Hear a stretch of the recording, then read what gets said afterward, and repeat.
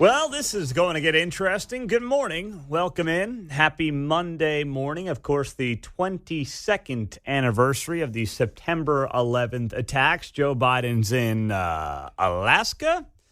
Yeah, we'll get to that coming up here on KCMO. But it's going to get interesting here in Missouri fast. Not because of Mizzou K-State this weekend, but because Bill Eigel has jumped into the Missouri governor's race. And I'll tell you what, if you would have asked me about Bill Eigel jumping into the race 3 months ago against two well-regarded figures in Republican circles, in guys like Jay Ashcroft and Mike Kehoe, I would have said, it's a nice story, but he's got no shot. Well, I know some people who were there on Friday where Bill Eigel, a state senator from the east side of the state, announced his official entrance into the Missouri governor's race. And a lot of people who I know who were there, who are not looking to give a guy like Bill Eigel the benefit of the doubt, came away very impressed by the event, by the amount of people that showed up. Now, I understand a campaign rally doesn't mean you're going to win an election or something like that. But the point being, he's a serious contender in this race, and he will be a serious contender for as long as he's in this race. So Bill Eigel's been on this show. Once again, a state senator, St. Charles area on the east side of Missouri. And he's now in the race along with Secretary of State Jay Ashcroft and the lieutenant governor of the state, Mike Kehoe. And this thing's going to get juicy. The reason I say it's going to get juicy is because Mike Kehoe, who is the current lieutenant governor, he is already criticizing Bill Eigel without mentioning him by name. Mike Kehoe gave the following statement to the Kansas City Star, saying that he, Kehoe, is the only candidate for governor with the character, values, and conservative vision to take on the unhinged left and secure Missouri's future. He says that's why conservatives from every corner of Missouri are investing in our campaign in record amounts, while other candidates are focused on writing memos with fake poll numbers and scamming fixed-income seniors out of their hard-earned money using President Trump's name. That's the statement from Mike Kehoe. That's referring to an article in the St. Louis Post-Dispatch showing that a political action committee supporting Bill Eigel had been soliciting donations using Donald Trump's name. Now, Jay Ashcroft's campaign did not respond to a request for comment about Bill Eigel's announcement. Here's what's going to happen. Bill Eigel is going to run to the right of Jay Ashcroft and Mike Kehoe. If you are looking at this race from right to left, based on how they're going to run politically speaking, it would be Eigel, Ashcroft, Kehoe. Mike Kehoe is probably doing cartwheels over Bill Eigel's entrance into the race, because now Jay Ashcroft was already running to the right of Mike Kehoe, and now Bill Eigel is running to the right of Jay Ashcroft. So in a race where you might only need 39% of the GOP primary voter in Missouri to become the nominee, well, Mike Kehoe is going to be the one that benefits of all this, unless, of course, Bill Eigel does become the front runner. And I'm not taking him lightly. I wouldn't sit here and say that he's, some joke of a candidate. He's not at all. He's run a serious campaign. He has put together this exploratory committee. He launched it on Friday in St. Charles, and he's going to be heard from, and he'll be on the show this week. So it is going to just create for a very fascinating next 11 months in Missouri. And that's going to be in our region, by the way. You look at these two states, the most compelling race in 2024 is going to be the Missouri governor's race, specifically on the primary side. I can't see, barring something unforeseen, a Democrat in Missouri. Democrats statewide have been getting blown out by 15 to 20 points here for the last several years.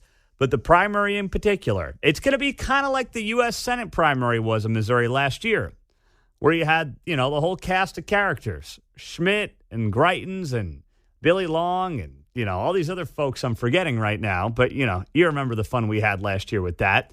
That's going to be next year in the Missouri governor's race, now that Bill Eigel is in. It's going to be a heck of a lot of fun. So keep an eye on that. Of course, we'll be talking plenty about it as the fall leads into 2024. Can you believe it? Meantime, I always think that the NFL season is kind of the unofficial start of fall.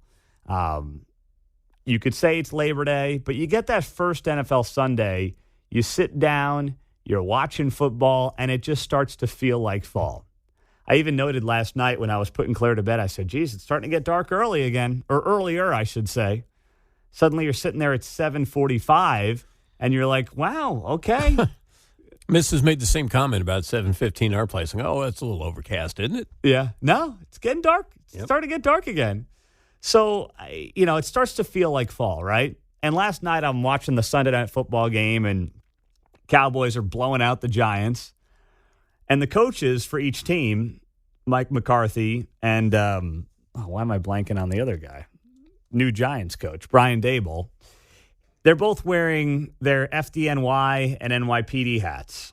And, of course, today is the 22nd anniversary of September 11th. And I'm thinking, here we are 22 years after the fact, all right? And I don't want this to be the case at all. But a part of me feels like we're now in that part of, the anniversary of a tragedy where it's going to be a huge deal every 5 years.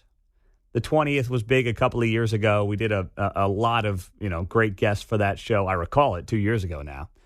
25 in 2026 will be a huge year.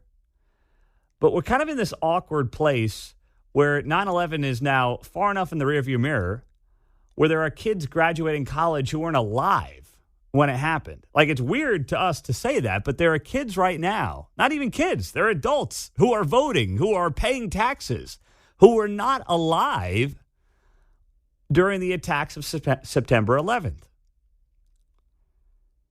So that creates this kind of timeline where, is the media going to make it, a once every 5 year thing where now it's the 20th, the 25th, the 30th? Those will be big years. But outside of that, it's kind of like, oh, yeah, September 11th. I don't know. We'll see how the media covers this thing today. But I do know this. The White House doesn't have any interest in commemorating September 11th. I mean, Joe Biden's in Hawaii. And right now on MSNBC on Morning Joe, they're ripping Tommy Tuberville, a U.S. senator from Alabama. I'm flipping around as we speak, and MSNBC is taking the moment here at 6:12 Central Time on the 22nd anniversary of September 11th to, rip a Republican. Wow, can't believe it. Talk about a bombshell. This is what they're doing. Well, I think to your point on the White House, it's not because they forgot or that the memory fades or seems to have a little less. It ripples out like a current and it's further away from the shore. Mm-hmm. It's intentional, I think. Right? Yeah, well, more than it is where it kind of fades. They were, in the Far East, then they were in Vietnam, and now they're making their way back, and they're in Alaska to commemorate. I mean, if it's not intentional, it is the dumbest PR mistake they've made in 2.5, 3 years. We had this stair climb that the firefighters do. They did that downtown yesterday, and some of the people involved in organizing that sort of expressed the same thought you did, but they'll certainly keep going. I think certain events will continue to happen. Your point, too, is whether the media is going to cover that. I think the 5Ks and, like you say, the great events that the Kansas City Fire Department's doing, I think those are going to continue. But are they going to get the attention that they should be getting? Or are they focused on the actual thing more than just the event itself? Yeah. Which isn't a bad thing when you're raising money, but the original intent is the important part. Yeah. Remembering the 2,000-plus lives lost, of course, that day, 22 years ago. So that will be a big part of the conversation throughout the morning on KCMO Talk Radio. We're going to have some guests lined up on that front, including Missouri State Rep Mike Hafner. He was flying over the Twin Towers on September 11th. He's got an incredible story. You're not going to want to miss that at 7:35 here on KCMO Talk Radio, 710 AM and 103.7 FM. Meantime, an area team hit a milestone over the weekend that may impact the future of the region. We'll tell you what that is coming up next on KCMO. Well, the first rule of asking taxpayers for $1 billion should be that you can't lose 100 games the same season that you're going to ask for $1 billion from the taxpayer. I mean, it should just be an unwritten rule in Major League Baseball. You got to at least get to the point where you're only losing 98 games a year. How's that sound? Good morning. Happy Monday. Welcome into KCMO Talk Radio. Oh, boy. You still watching the Royals, Mark, or are you kind of in NFL mode there when I think about your sports watching habits? I haven't really watched much Royals this year, to be honest. How about you, John? You watching any Royals? I am not. Okay. All right. Well, that makes three of us then. The Royals lost their fourth straight game yesterday, and they are now 44-100 on the season. They took over the A's as the worst team, right? They did. Yes, that is correct. Let's look at the standings here as they sit 31.5 games back. The A's are 44-99, so they're a half game behind the A's for the worst record in Major League Baseball. Woo, boy, oh boy, oh boy. Yeah. So it was not pretty over the weekend for the Kansas City Royals, getting swept in Toronto by the Blue Jays. They have a game tonight in Chicago against the White Sox. This is the first time they've lost 100 games since the 2019 season. Of course, 2020 doesn't count because of COVID. But, you know, you're sitting here and you're saying to yourself, well, should it really matter when it comes to a new baseball stadium? No, it technically shouldn't matter. You either think that it's a good investment or it's not to move a baseball stadium in part at your expense. But it is a big deal. It does matter. Whether it should or not is a different conversation, but it does. Because sports are highly emotional, right? The Chiefs could ask for 2 new stadiums right now. They could ask for one in Kansas and one in Missouri. And I guarantee you voters on both sides of the state line would vote for that stadium at like a 70% margin. That's just how it would go. Because when it comes to sports, we're not rational.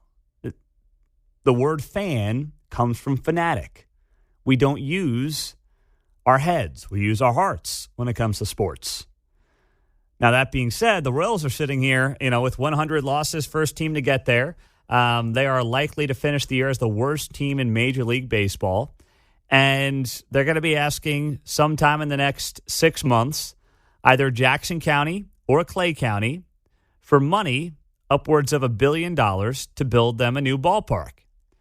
And if you're sitting there right now and you're a taxpayer in either county, it's okay to admit it. But let's be honest, the fact that they're as bad as they are right now is going to impact whether or not you think the money is worth spending. If the Royals were sitting here fresh off another trip to a World Series, a la 14 and 15, I'm pretty sure people would be running to the polls.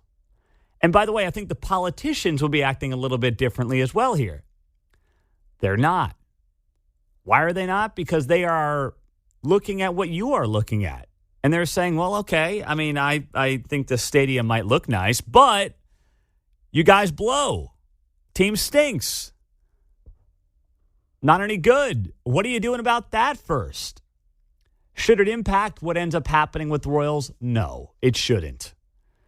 I believe you make this decision if you're a taxpayer, if you're a county, if you're a municipality, based on what you think future economic growth is going to look like in your region, based on having a professional sports team there. And then you hopefully trust the fact that eventually the Royals can get back into the win column in a big way with the right front office, the right ownership group that's spending enough money, and the right players. That's what you hope for. I don't think it should be about 100 losses this year. I wouldn't change my vote based on 100 losses. But I guarantee you a lot of people will, and I completely understand why they will. 913-408-7710 at 625 on a Monday morning on KCMO Talk Radio. Now, meantime, also in town, headline story today on the Kansas City Star website. Money woes, empty stores, 2 shootings in 2 weeks. Can the Country Club Plaza be fixed? Well, I'm reading through this, and they talk about a lot of what we've talked about the last couple of weeks. You've got the money woes. You have the plaza owners defaulting on a loan payment, whom they owe $295 million to. And then you've got Quentin Lucas, who was quoted here in this piece to the Kansas City Star about the future of the plaza. And here's what he said. This is Mayor Lucas of the Kansas City Star about the plaza. He said, quote, "I think I would say this about the plaza. It is obvious to any Kansas Citian that the plaza is not in the condition that we want it to be. the area surrounding it is vibrant.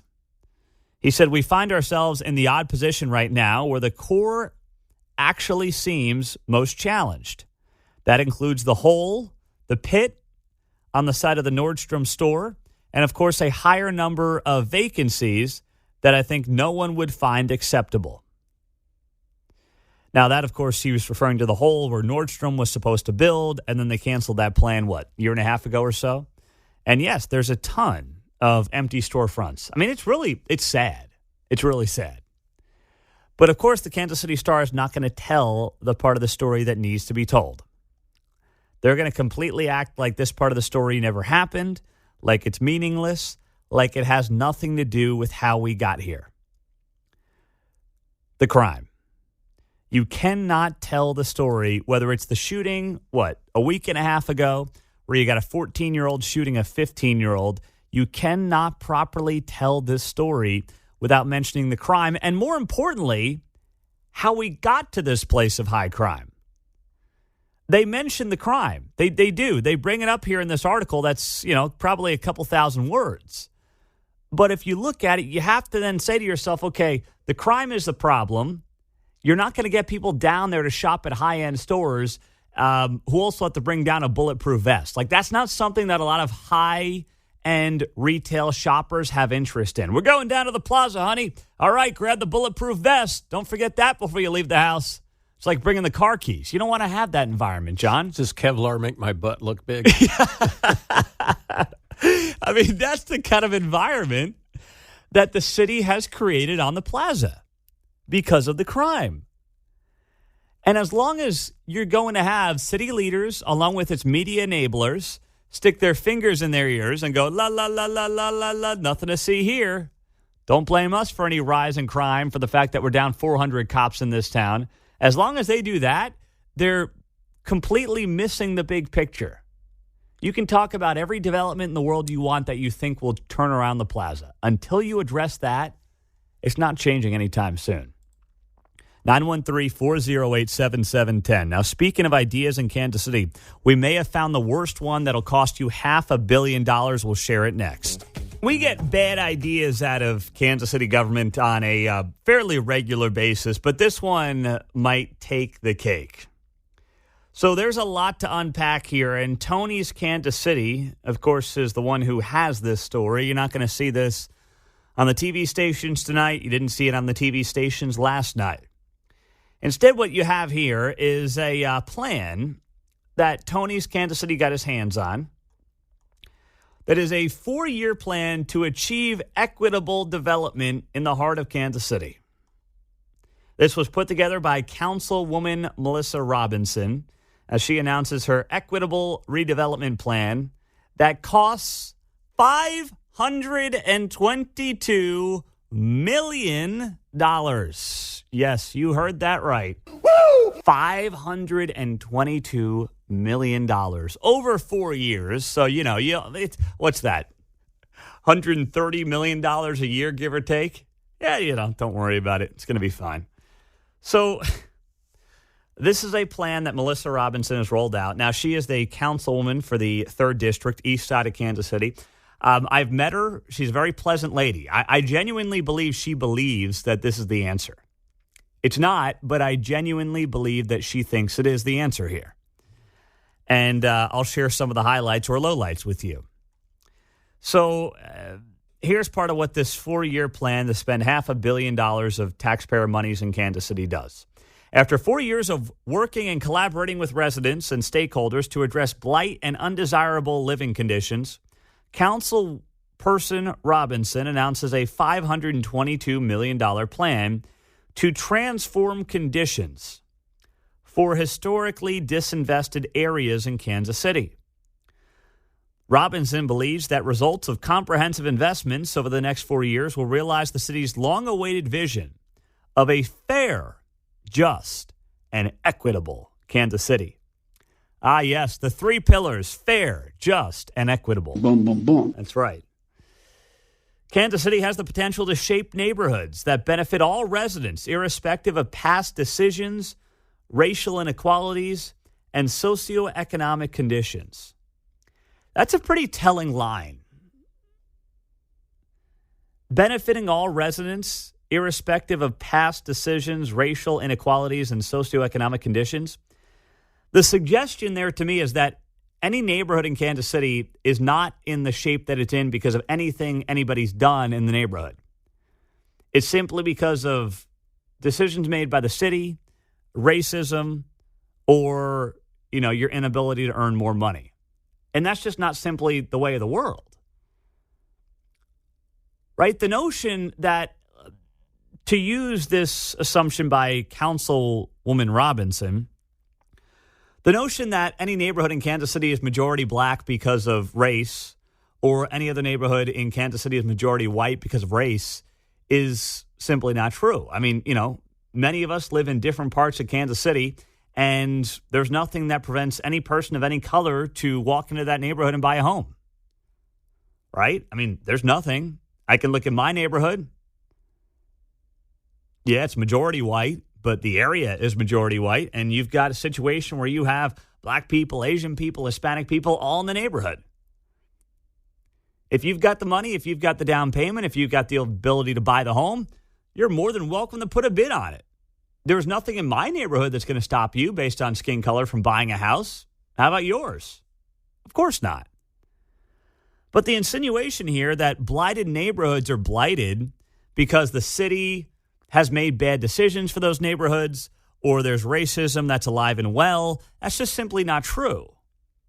Robinson, this goes on the note here in this plan, Equitable Development Plan for Kansas City, says we are poised to take action towards economic development that supports all residents and ensures everyone can benefit from our growing economy.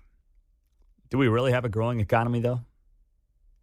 The goal of our Equitable Development Plan is to transform the 3rd District of Kansas City, East Side, into a place where all residents have access to economic opportunities, affordable living, and cultural expression.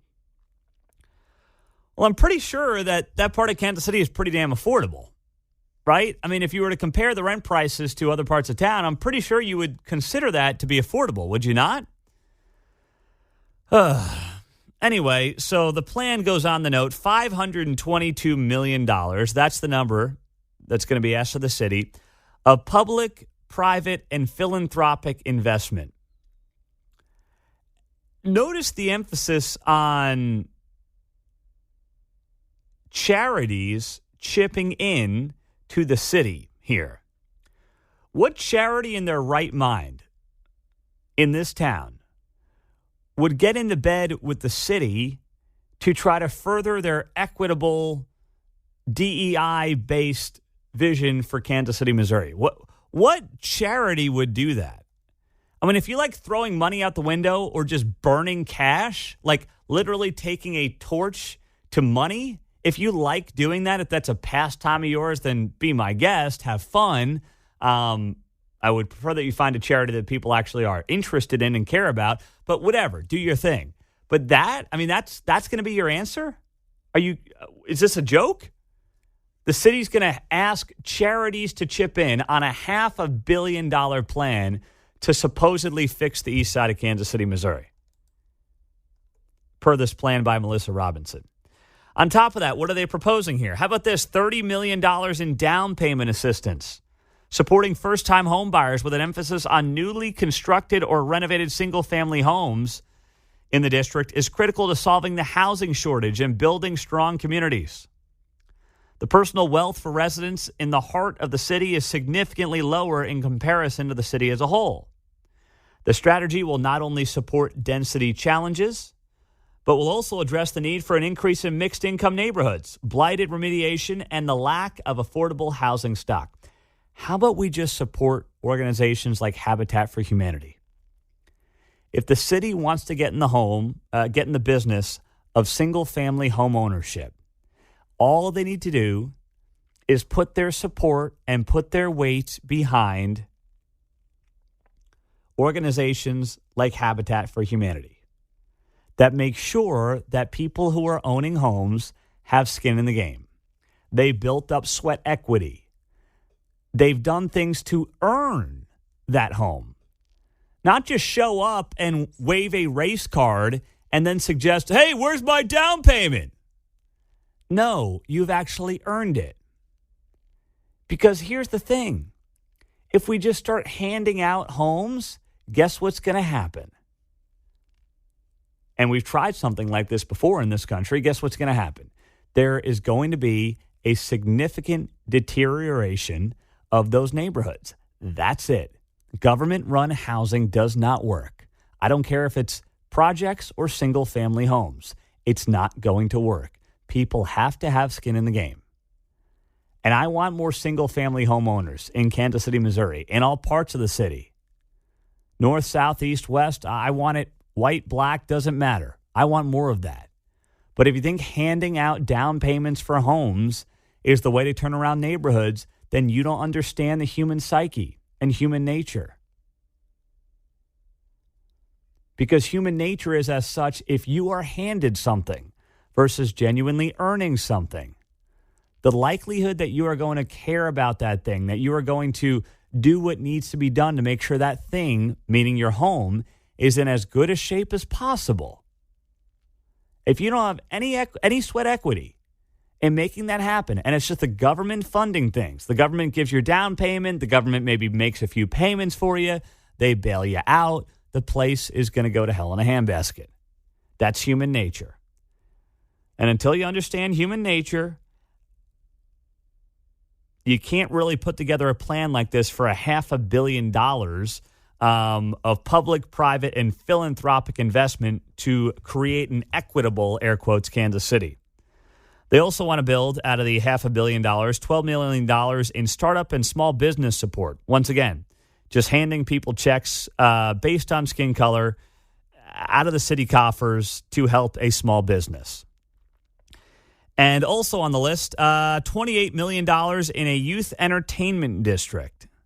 A place and space designed and operated by teens and young adults is long overdue in Kansas City. $40 million in green infrastructure, $10 million in energy assistance, basically paying somebody's bills. I mean, this sounds pretty good if you can get on the government teat. Sign me up. Oh, $25 million for a historical cultural trail along Brush Creek. That's on the list as well. $20 million for social services, $20 million to support cultural institutions. Now we're getting to the point of the list where no one knows what the hell the money's being spent on. But in fairness, that's the way some like it. $500 million plan that was rolled out here by Councilwoman Robinson to try to create an equitable Kansas City. I mean, it's like I said, I've met her. She's a very pleasant person, but and she genuinely does believe this. But this is not going to work. 913-408-7710, 645. Welcome in on a Monday morning on KCMO Talk Radio. You want your new house? You want a down payment for your new business idea? You know who to call. 913-408-7710 as we roll through a September 11th morning on KCMO. 22 years ago today. Of course, the nation changed. The world changed. Welcome in on a Monday morning on KCMO Talk Radio. Right now, a moment of silence marking Flight 77 crashing into the Pentagon. That is happening as we speak. So 22 years ago, you look back on that moment in time. And I know, many of us were all in different places. Some of you were not here in Kansas City. Many of you, transplants and whatnot, were not here in Kansas City. I was not here in Kansas City. I was a middle schooler in northern New Jersey with a father who was in Midtown Manhattan. And, I can remember that day very, very vividly. We grew up about 20 miles as the crow flies outside of downtown Manhattan. And, one thing that I will always have a memory of is kind of messing around, sitting in my room that day, that afternoon, after school, and F-15 fighter jets flying right over the house. I mean, the house shook, and I've never experienced that. We don't have a lot of that there where we grew up. And it was one of those things where you didn't really hear anything. But when you hear that, and you hear an F-15 fly right over your house, as if, you literally look up and it's there. You think it's loud when it flies over Arrowhead? I mean, it was that times 10. At least as a kid, that's what it seemed. So my old man, of course, was in Manhattan that day, as I just noted. You couldn't get out of Manhattan that day. You had to hitchhike. You had to walk across bridges. I mean, it was just hysterical from the stories that he has shared from that day, and living through it, of course, pretty powerful. But, there were several people who did not have their fathers come home that day that I grew up with. There were people who were lucky to get out of there alive that day. And that's just one of those things that regardless of how many you know, who they are, how close you were with them, you think of just a run-of-the-mill day where mom or dad go to work and then mom and dad don't come home because of a terrorist attack, the worst on our nation. That's one of those things that always sticks with you. My father-in-law was scheduled to be in the World Trade Center that day. He was expected to begin a new job at Cantor Fitzgerald, which was at the top of one of the Twin Towers, but he decided not to go in because he was waiting on another job offer to potentially come through. So he's literally expected to start that day. And most of those guys, because they were at the top of one of the Twin Towers, didn't make it, didn't come out alive. And he decided last minute, I'm not going to go in. I'm waiting on this other offer. I'll, let this thing drag out a little bit. And needless to say, most of those folks who interviewed him, who he was going to be working with, didn't survive, if not all of them. So, you can find a million stories like that. I've got a handful, but there's a million stories like that impact people from coast to coast in the wake of that day 22 years ago. And it's one of those things that I understand we get desensitized over time. There are kids who have now gone through high school and college and graduated and are now in the workforce who were not alive. They only know 9/11 through their history book. And that's crazy when you think about it. But it's real. And there are so many of them out there that now only know this through historical purposes. And I know for a lot of us, that may be like Pearl Harbor. I mean, for me, Pearl Harbor was, 40, 45 years before I was born. But for a lot of folks, that may be reminiscent to Pearl Harbor. But to me, and maybe I'm being biased, I'm having recency bias when I say this, but because of the attack on civilians in the nation's largest city and the world's supposed greatest city, I use air quotes when I say that because it's done a lot of damage to itself, but still, from New York to D.C. to Shanksville, Pennsylvania, it still should remain one of the most important and memorialized days in this nation's history. Darren is in Kansas City. He's on KCMO. Hey, Darren, what's up?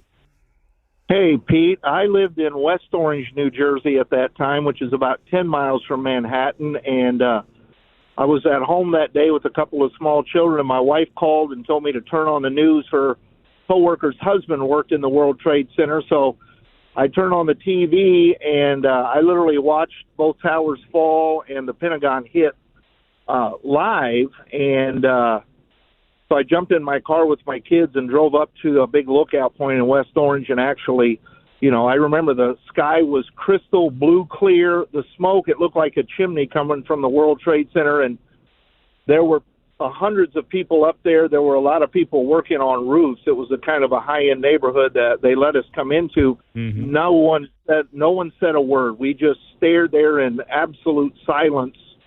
And found out later that the gentleman, my coworker's husband, he was actually in the tower back in '93. You may remember they tried to blow it up from the garage. Mm-hmm. So he was working. He was on the last floor of survivors. No one survived above him.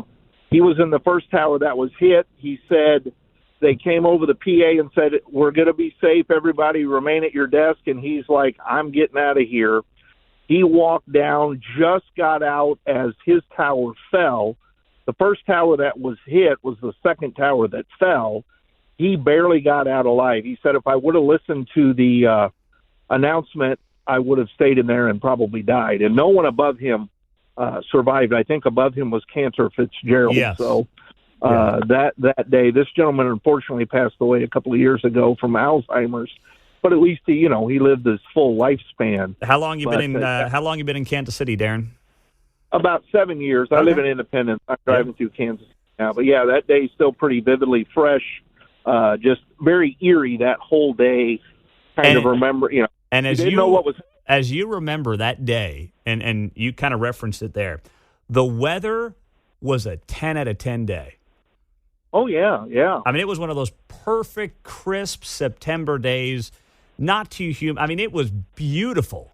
And then, of course, it became one of the worst days in American history. Yeah. If you remember, there's a place there in West Orange called Eagle Rock Reservation. It's a famous lookout point, and by the afternoon there were, 25,000 people in that area looking out over that. So I didn't know anyone personally that died there, but just remember the event very vividly. Yeah. Thank you very much there. Appreciate it, Darren. 913-408-7710. Jim's in Kansas City. Jim, you're next up. Good morning. Yeah, good morning, Pete. On that particular day, I happened to be an off-duty Leawood firefighter and was on row right in front of the Quick Trip there in Roland Park. And I'll never forget seeing the contrails from the jets all over the sky.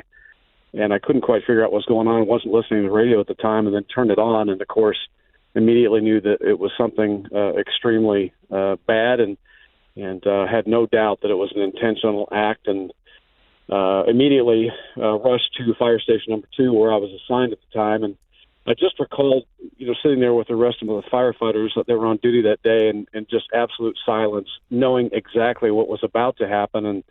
And that was thinking about all the crews that were going to have to go inside and go up all those many, many stairs to help evacuate everybody. And I still have a hard time even watching some of the documentaries and things. It just could never get the faces of the firefighters out of my mind, thinking about what they knew they were about to face and knew that they were not going to get out.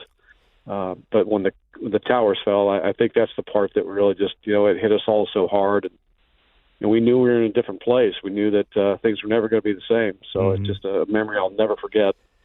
Well said there, Jim. Thank you very much for your service as well to the Leawood Fire Department. That is well said. I mean, 343 firefighters and paramedics killed on September 11th. And, we talk a lot about law enforcement, obviously, supporting law enforcement. Firefighters sometimes get lost in the shuffle because, let's be honest, the role of firefighters today are not what they were a couple of generations ago, just from the standpoint of, thankfully, building codes improving and fires happening less frequently. But on that day, 343 firefighters and paramedics ran into those buildings. Now, no one at the time was expecting a collapse, but knowing full well you're running in, everyone else is running out, you don't know what's going to happen. And that is something that, of course, when you look back on that day, doesn't get forgotten, but should also be at the forefront of our memory. The men of the New York City Fire Department who ran into those buildings to save people. And, it was referenced in the earlier call by Darren, the amount of people who were told, hey, just hang tight, stay in your seat, stay at your desk. We'll be fine. It's easy to say in hindsight, I'm getting the heck out of here. But how many people did just say, okay, hang tight here, this thing's not going to fall? You'd like to think in hindsight you would have gotten out of Dodge, but you never know. You don't know what you would have done. And my late grandfather was a New York City fire captain, and he was in his early to mid-70s by then. So he wanted to go down there and help out after the towers collapsed, but just wasn't in physical shape to do it. But I know he felt an incredible amount of connection with those men who did sacrifice everything that day. Coming up, on that note, Tunnel to Towers, you see their ads all the time on Fox News. They are an incredible organization that was founded in the wake of the September 11th attacks. Christy Kiernan Boreal is going to join us next. And then also Mark Morgan just after 9 o'clock. Mark is the former acting director of ICE under President Trump. He's got a powerful story that he is going to share with us from September 11th, and he started his career right here in Platte County, Missouri. So those two great conversations are coming up next on KCMO. So most Californians don't want reparations, but somehow there are people in Kansas City who think they're going to get it done and pass it in flying colors. It's just not going to happen. Welcome in 9:22 on a Monday morning. Of course, spending a lot of time this morning commemorating 22 years since the September 11th attacks, as commemorations are happening around the country this morning, and we're bringing them to you here on KCMO. But I did see this over the weekend in the Los Angeles Times. A new poll finds California voters resoundingly oppose cash reparations for slavery. And it's not even close. California voters oppose the idea of cash payments to the descendants of enslaved African Americans by a 2-to-1 margin. UC Berkeley Institute of Governmental Studies poll, co-sponsored by the LA Times, found 59% of voters oppose cash payments, compared with 28% who support the idea. The lack of support for cash reparations was resounding. More than 4 in 10 voters strongly oppose. That's in California, where they're actually considering such a dumb idea. Yet you've got a reparations commission here in Kansas City who is currently in the exploratory phase and trying to figure out what they can milk from the taxpayer. I don't know how else you want me to put it. Milk the taxpayer, screw the taxpayer, fleece the taxpayer. Any of those work, and those are the facts. That's what it is. You want to put it in a more politically sounding, polite way, be my guest. I'm not interested in doing that. But now that California, per public polling, has no interest in cash reparations, if I were involved with the Reparations Commission here in Kansas City, I would be shaking in my boots. I would be saying, what the heck are we going to do here? If Californians, the bluest of blue states in this country, if they don't like the idea of just handing out checks to people who were descendants of slaves 160 years ago now, what's that mean in Missouri? What's that mean in Kansas City, of all places? I think they should probably close up shop, but, that's not going to happen. The grift has to continue somehow, right? So it will continue. Question is, what are they going to angle for? I never thought that cash reparations were realistic for Kansas City. You'd have to be a fool to think that that's something that Kansas Cityans would ever vote to pass. But what Quentin Lucas has mentioned on this show and what others have talked about is the idea of whether it's, helping out on mortgage down payments like what they've done in Evanston, Illinois. Things like that, where if you prove you are a descendant of slaves or redlining or whatever it might be, you can qualify for up to $20,000 in assistance on a mortgage down payment. Something along those lines. That's where I think many in this town want to be. I still think it's a scam and a grift and nonsense and bad use of taxpayer dollars and divides people along racial lines. Those who preach unity for race are actually the ones who are dividing us, by the way. Let's be very clear about that. I think it does all of that and much more. But that's where their heads are at right now. But the fact that now you've got California saying, we don't even want this. The average Californian wants no part of this. What the heck's Kansas City going to do on this front? Now, we got 12 months until the commission has to actually announce anything. It must be nice to have 18 months to put together a project to decide, what the city should consider doing. It's an incredible timeline, but such is life when you're dealing with bureaucrats and politicians. They've got 12 months to figure out how you're going to sell this to the people of Kansas City. And here's the thing. I met some of the people involved with the Reparations Commission when I was involved in that special on Kansas City PBS over the summer when I sat on that stage and got booed because I said reparations is ridiculous. They don't have the horses. They don't have the individuals who are going to come close to selling this idea of reparations, whatever form. They don't have the people who can communicate this stuff on the level they need to get any of this done. All they've got are a bunch of people, at least the ones that I've dealt with, who basically say, give me what we want, give us what we want, and if you don't give us what we want, well, by golly, you're a racist. And that's not going to fly. That's not going to work in this town because it's not going to work in California, so it's certainly not going to work here. Well, the way it seems to operate nowadays, not so much about the numbers, it's just who's the loudest. Yeah. Right? That's not going to work. No, that's true, too. Yeah. That's a very good point. Maybe we'll get a voucher for a nice 2-bedroom apartment in one of these TIF buildings that are popping up on any corner. Well, I heard that they're going to build like 7 Light, and 7 Light is just going to be for reparations. That's what I'm hearing downtown. No, don't worry. I think they've got the ability to build 4 Light now that 3 Light's done. But yeah, don't worry. 7 Light is going to be the reparations building. They've got a lot of work to do on this front to sell the people of Kansas City, and you got to have the right people selling it. And as far as I can tell, all they've got are people that are sticking their hand out saying, give me my money, and if not, well, you're a racist. Your mortgage idea seems to promote single family homes, right? Well, that's true, too. That. You can't. No, we don't want too many of those. Yeah, look out now. The middle class getting a little too big. Yeah, sheesh.